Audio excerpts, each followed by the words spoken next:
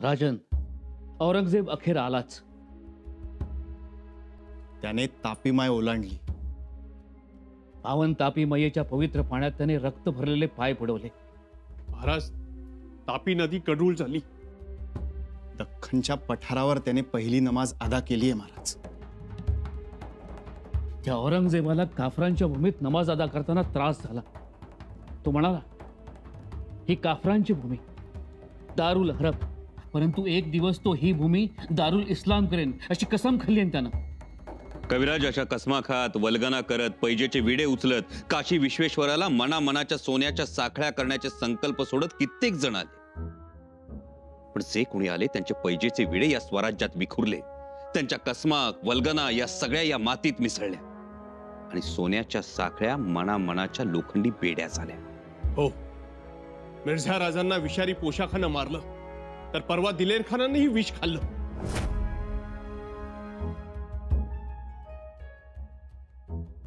एका अर्थी औरंगजेबाला ते परत झालं. आता त्याला सह्याद्रीत कोणता येईल. 2 लाख उमदा घोडा घेऊन येतोय म्हणे औरंगजेब. पण इथं सह्याद्रीच्या दऱ्याखोऱ्यात साधा कल्पनेचा घोडा सुद्धा कोणी फेकू शकत नाही हे समजेल त्याला. आता समजेल त्याला शिवस्वराज्याचा पीळ आणि आपल्या मावळ्यांचा, मराठी माणसांचा कणखरपणा. महाराज, तो भ्रमात आहे. त्याचा भ्रमनिराश झाल्याशिवाय राहणार नाही. महाराज, त्याला सगळी भूमी हवी आहे. भूमी तर द्यावीच लागेल त्याला, पण त्याला भूमी मिळेल ती फक्त 4 हात लांब आणि 2 हात रुंद. एवढीशी जागा? मग कबरीला कितीची जागा लागते कविराज? औरंगजेब स्वराज्यात येतोय तो लढायला नाही, मरायला. आम्ही आणि आमचे मावळे त्याला माघारी थोडंच जाऊ देणार आहोत. तुम्ही बघत राहा, त्या औरंगजेबाची कबर या दख्खनमध्येच खोदली जाणार.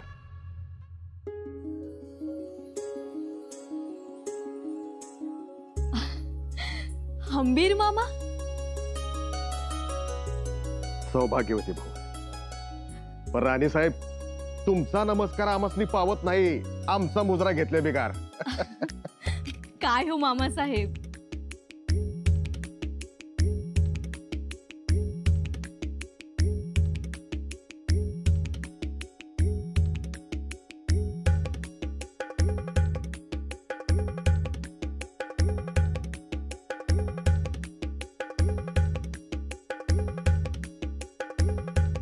ताराबाई,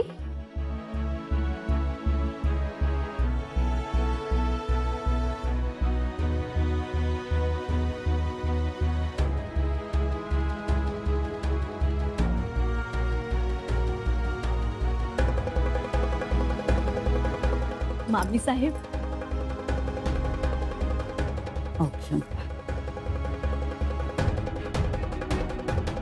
लेकीच्या लग्नाला आम्ही येऊ शकलो नाही, म्हणून भेटायला आणि माफी मागायला आलो. अहो, माफी कसली? तुम्ही तर मोहिमेवर होतात ना. ही काय मोहीम संपवली, पाठीची ढाल खुटीला अडकवली, म्हणलं लगोलग रायगड गाठू. बरं केलं. पण मामा साहेब, तुम्ही मोहिमेवर होतात तर मग या दोघींना तरी पाठवून द्यायचं. अहो, हे येणार येणार म्हणून वाट बघत बसलो आणि झाली फसगत. बाकी लगीन कसं झालं? नाही, सरदार महाडिकांचा शंकराजी चांगला मुलगा आहे. जी मामी साहेब, जोडा अगदी शंकर पार्वती सारखा शोभून दिसत होता बघा. दिमाखात लग्न पार पडलं. हा, तुम्ही हितलं लगीन दिमागात केलं आणि बुरानपूरच्या छावणीत राजाने दुसराच धमाका उडवला. राजांचं तर तुम्हास ठाऊक आहेच. आता माझ्याच हातावर मोठं झाल्यात की. हंबीर मामा,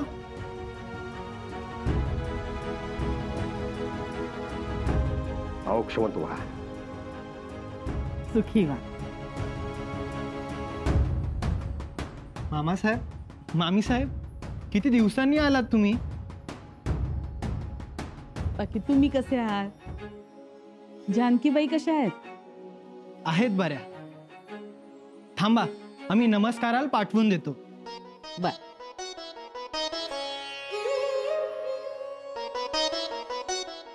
तुम्ही ताराबाई ना?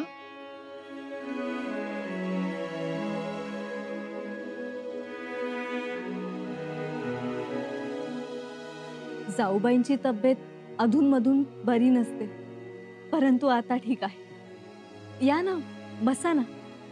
वय. औरंगजेब नानस घाटातून कोकणात उतरण्याचा विचार करतो आहे. त्याचे खबरगीर तशी चौकशी करतायत. म्हणजे त्याच्या फौजा नाशिककडे वळणार तर. आमचाही काय तोच आहे निळोपंत. औरंगजेबाचा रोख नाशिक बागलाण असा असेल. स्वराज्याला धाक दाखवण्यासाठी तो नाशिकच्या आजूबाजूचा मुलूक मारेल. त्यामुळे दोन गोष्टी तातडीनं करायच्या. पहिली गोष्ट म्हणजे त्या मुलखातल्या रयतेला सावध करणं, कारण रयतेची सुरक्षा महत्वाची.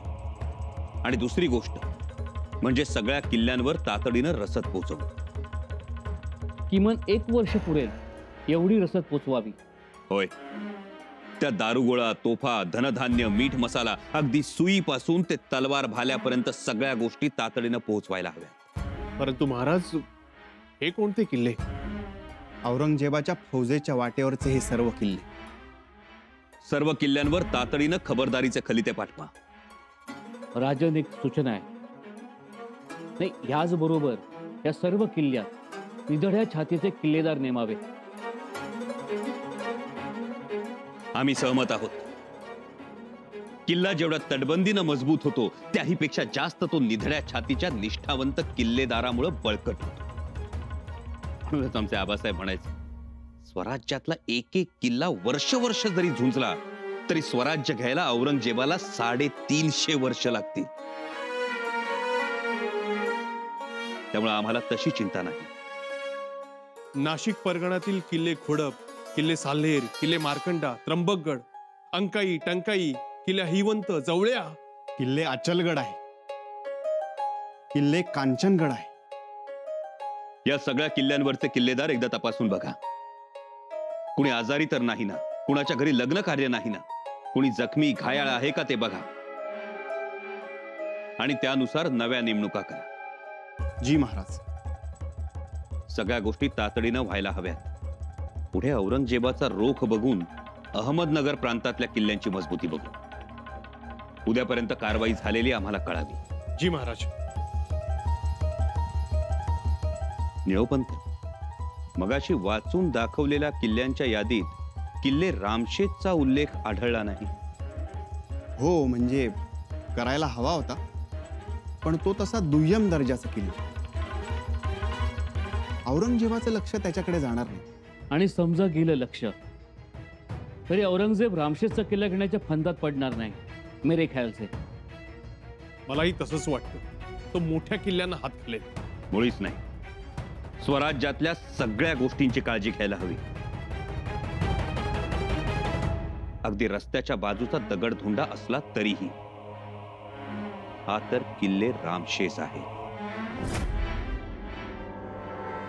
दादासाहेबांची धावपळ सुरू झाली. आला तो. आला? निघाला. लांब पुढपर्यंत पोहोचलाय औरंगजेब. मोठी फौज आहे. परंतु तो स्वराज्यात येऊ नये म्हणून तर राजांनी एवढी जोखीम पत्करली होती ना. वय, पण आमचं मालक म्हणाल येणारा काळ यो धामधुमीचा असणार आहे. धामधूम सुरूच झाली. त्यांना आता उसंतच मिळणार नाही. मागेच राजे आम्हाला बोलले होते, आता आम्ही भेटू असं नाही, भेटलो तर बोलू असं नाही. काही झालं तरी त्या औरंगजेबास पराभूत करायलाच पाहिजे. त्याची फौज जिथे सापडेल तिथे त्यांना मारा दिलाच पाहिजे. रयत सुखांना आणतीये ते बघवत नाही त्या औरंग्याला. धाराऊ. अव काय धाराऊ, माझ्या जीवाची नुसती तडफड तडफड होती. माणसाने किती पळावं, किती धावावं. एवढं लेखीचं लगीन काढलं, दारात सुखाची सावली मांडवाची, आणि राजा कुठं राना उन्हात. इकडे लोक पंचपक्वान, लाडू, भात, शिरा, जिलबी खात्यात, आणि हे तळहातावर भाकर घेऊन त्याल चटणी बरोबर खात होत.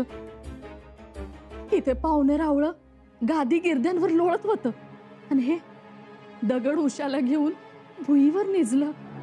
हाय का असं राजा कुठं? धाराऊ, आमचा शंभू राजेंवर विश्वास आहे.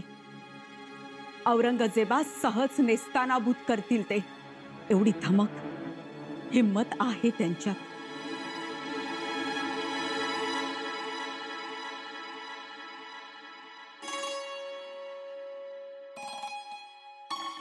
तुमचीच वाट बघत होतो. आम्ही तुमची चौकशी करण्यासाठी गेलो होतो. हातोश्रींनी बोलावलं आणि मग मामी साहेब आले. बसलो गप्पा मारत. तुम्ही थांबा, आम्ही थाळा लावतो. राणीसाहेब, आम्ही जरा खलबतखान्यात जाऊन येतो. एक महत्वाची मसलत आहे, तेवढी संपवतो आणि लगेच येतो. राजे, तुम्ही एकदा गेलात की गेलात. तुमची धावपळ काय अशीच चालू राहणार. तुम्ही बसा, आम्ही थाळा लावतो. निसरासवाणी जेवण करा आणि मग करा काय मसलती करायच्या आहेत त्या. आलोच आम्ही.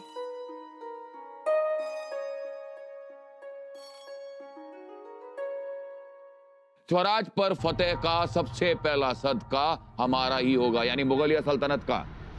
जी जहांपना, बिल्कुल सही फरमाया।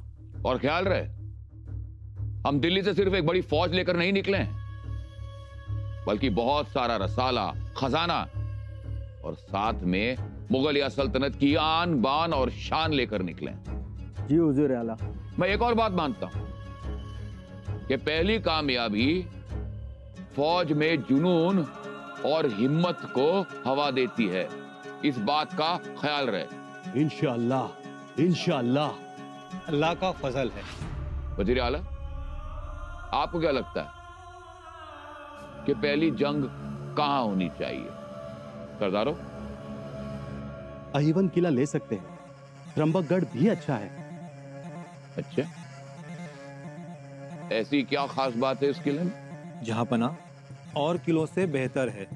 फौज को आने जाने में तकलीफ नहीं होगी। हाँ हुजूर आला। और जहांपना, ये मराठा भी ना हर छोटे छोटे डगर पर बने मकान को, घर को गढ़ कहते हैं। उन किलों को जितना आसान है। और दूसरा किला? जहांपना, वैसे कोई भी किला जितना मुश्किल बात नहीं है, लेकिन कुछ किले ऐसे हैं जिसकी तराई से किलेदार को मदद मिल सकती है, और कुछ किले ऐसे हैं जहां खुफिया रास्ते हैं, जहां पर काफरों की फौज हमें घेर सकती है। हुजूर आला, इन सारे किलों से तो रामशेष किला अच्छा है।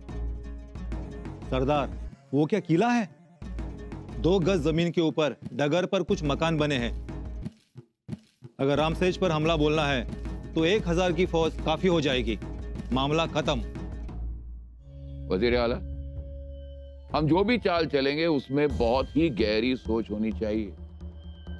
छोटी सी छोटी डगर हो या बड़ा से बड़ा पहाड़, फतेह हमारी ही होनी चाहिए।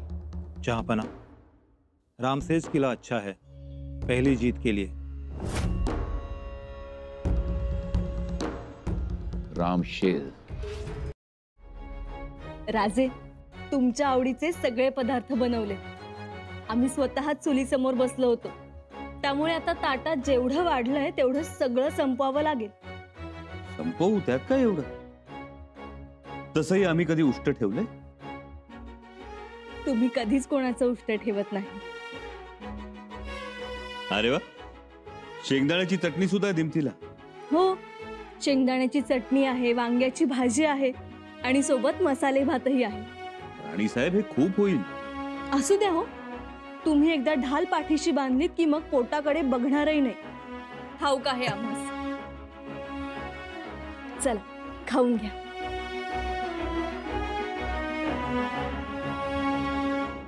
दादासाहेब, जानकीबाई.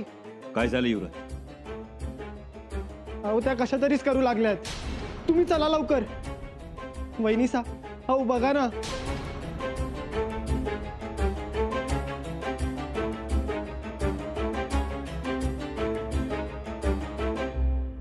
तो हम गुलशनाबाद पर कब हमला करें?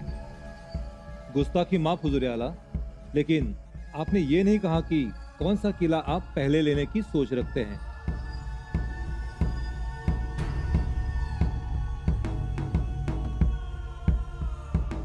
किला राम सेज।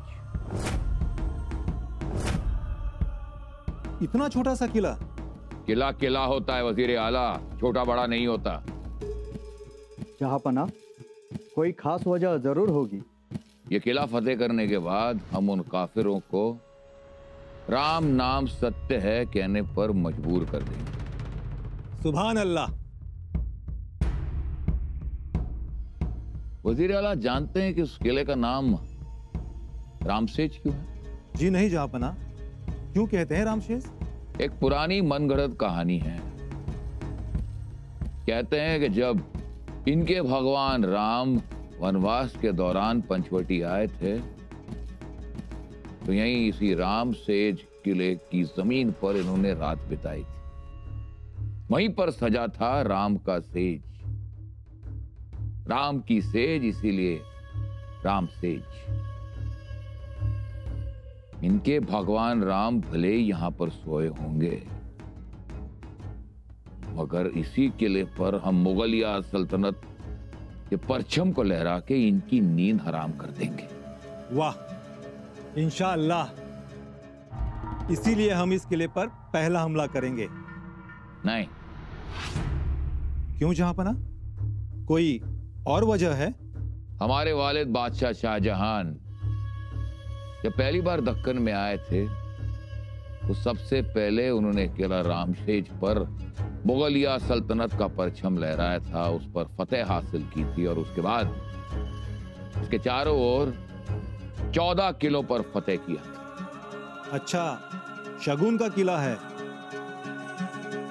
और हम भी यही चाहते हैं कि उस रामसेज किले पर हम अपनी कामयाबी, अपनी फतेह का परचम सबसे पहले लहराएं।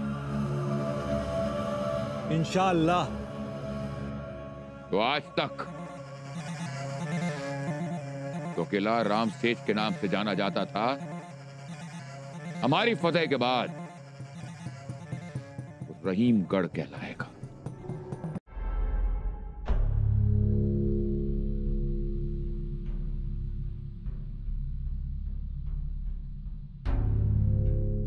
जाऊबाई, जाऊबाई, अहो डोळे उघडा।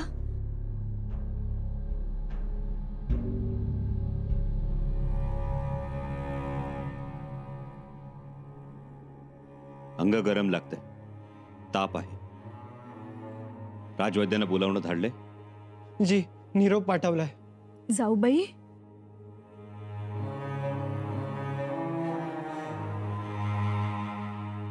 या वैद्यराज।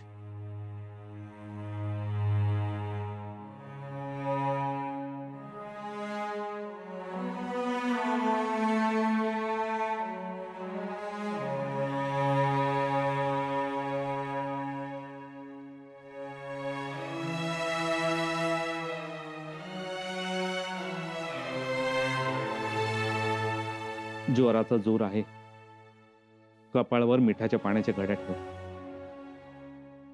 अन्न खावंसं वाटणार नाही, परंतु थोडीशी पेज द्या। परंतु त्या अगोदर मी देतो तो काढा पाजावा आणि ही मुळी मधात उगाळून त्यांना चाटण द्या। हर एक प्रहारास उतार पडेल।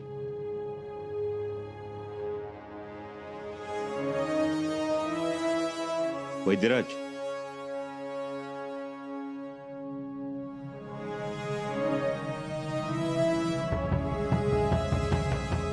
काय राजे, जे असेल ते स्पष्टपणे सांगा। राजे, क्षमा असावी,